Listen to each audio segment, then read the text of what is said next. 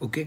So बऱ्याच लोकांनी request केली की व्हिडिओज बनवा, म्हणून मी हे लॉ ऑफ क्राईमचे व्हिडिओ बनवतो आहे. बरेच लोक ॲबसेंट होते, शब्द थोडेसे अवघड आहेत समजण्यासाठी.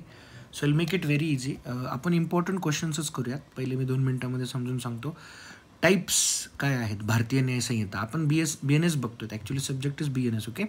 त्यामध्ये क्राईममध्ये मेन बी एन एस आपल्याला फोकस करायचं आहे. बी एन एस म्हणजे भारतीय न्याय संहिता. जसं अगोदर क्रिमिनल कोडसाठी आपल्याला माहिती आहे, ठीक आहे, CPC होतं, सिव्हिल प्रोसिजर कोड और क्रिमिनल प्रोसिजर कोड. हे सगळे प्रोसिजरल लॉज आहेत.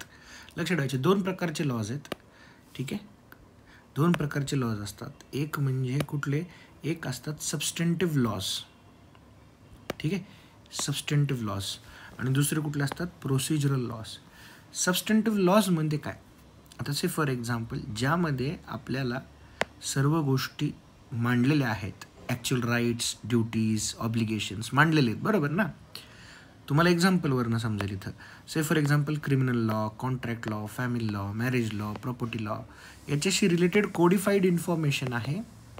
ठीक आहे, ज्या बुक्समध्ये, अशा लॉजला काय म्हणायचं, सबस्टेंटिव्ह लॉज. ठीक आहे, बट त्याच्या ज्या प्रोसिजर्स आपण फॉलो करतो त्या प्रोसिजर्स कुठे दिलेल्या आहेत, in the procedural lodge.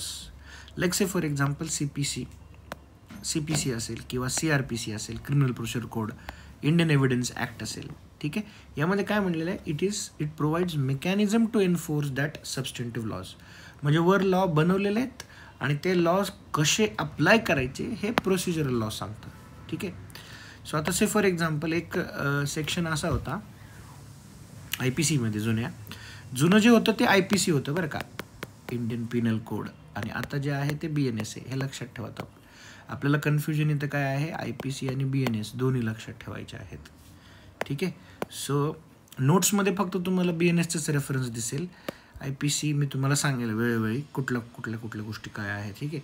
So जे आता BNSमध्ये सेक्शन 124 जे होतं, सेडिशन म्हणजे देशद्रोह. ठीक आहे, हे जे सेक्शन आहे हे रिमूव्ह करण्यात आलेलं आहे from section 1 from BNS. Okay. का माहिती का, कारण ह्याचा मिसयूज होत होता. ठीक आहे, बऱ्याच ठिकाणी गव्हर्नमेंट म्हणा किंवा दुसरं कोणी म्हणा या लॉचा मिसयूज करत होते. So section 124 is removed from this. Okay.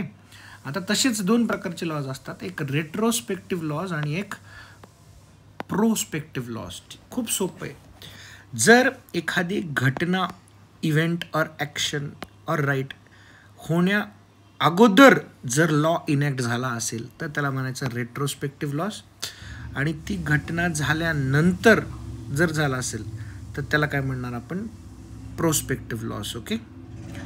Prospective laws, retrospective laws समजून घ्या. Retrospective law is one that applies to events that have occurred before the law was enacted. ठीक आहे, पास्ट ॲक्ट्सबद्दल बोलतं. आणि prospective law only applies to future acts, rights झाल्यानंतर, बरोबर आहे, जे येणार आहेत. एक्झाम्पल बघा इथं बघा.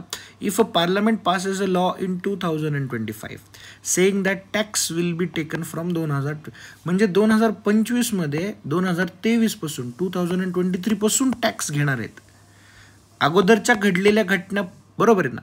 या अशा लॉजला म्हणायचं रेट्रोस्पेक्टिव्ह लॉज. पण जर एक 2025मध्ये एक नियम काढला आहे, new traffic rule is past, की बाबा 2025च्या 1 जानेवारीपासून, ठीक आहे, आणि हे सांगितलं आहे 2024मध्ये, आपल्याला ऑलरेडी सांगितलं आहे, 24मध्ये सांगितलं आहे की 25पासून लॉ इनॅक्ट होणार आहे, अशाला म्हणणार आपण काय, प्रोस्पेक्टिव्ह लॉस. समजलं ना. रेट्रोस्पेक्टिव्ह, प्रोस्पेक्टिव्ह, सबस्टेंटिव्ह आणि प्रोसिजरल हे 4 प्रकारचे लॉस आहेत. ठीक आहे. मग एक छोटासा प्रश्न अजून ह्यात सुद्धा पण करूयात, आर्टिकल्स आणि सेक्शनबद्दल. आर्टिकल्स काय असतात आणि सेक्शन्स काय असतात. ठीक आहे. So articles are broad provisions of grand norms, while sections are whatever it is except articles. म्हणजे आर्टिकल सोडतात जे काय आहे ते सेक्शन्स आहे. से आपण कॉन्ट्रॅक्टमध्ये बघितलं, कॉन्ट्रॅक्टमध्ये काय आहेत, सेक्शन आहेत. BNSमध्ये काय आहेत, सेक्शन आहेत. पण कॉन्स्टिट्यूशनमध्ये काय आहेत, आर्टिकल्स आहेत. हे लक्षात ठेवा. So articles are found in constitution आणि sections are found in statutes and other laws. ठीक आहे. Next it define main ideas, म्हणजे ते इलॉबरेट नाही करत, आर्टिकल्स इलॉबरेट करत नाहीत, फक्त डिफाईन करतात. पण सेक्शन मात्र त्याच्यामध्ये सगळं एक्सप्लेन केलं गेलेलं असतं. ओके, आर्टिकल्स कशाबद्दल असतात? Fundamental principle, rights, duties, powers and structures of government. पण हे काय दाखवतं? प्रोसिजर दाखवतं, सबस्टंटिव्ह रूल्स दाखवतं, सगळं दाखवतं. ठीक आहे, प्रोसिजरल किंवा सबस्टंटिव्ह रूल्स सगळं दाखवतं. So this is very simple thing, article आणि सेक्शन ह्या दोघांमधला फरक. I hope so you have understood this part. Thank you.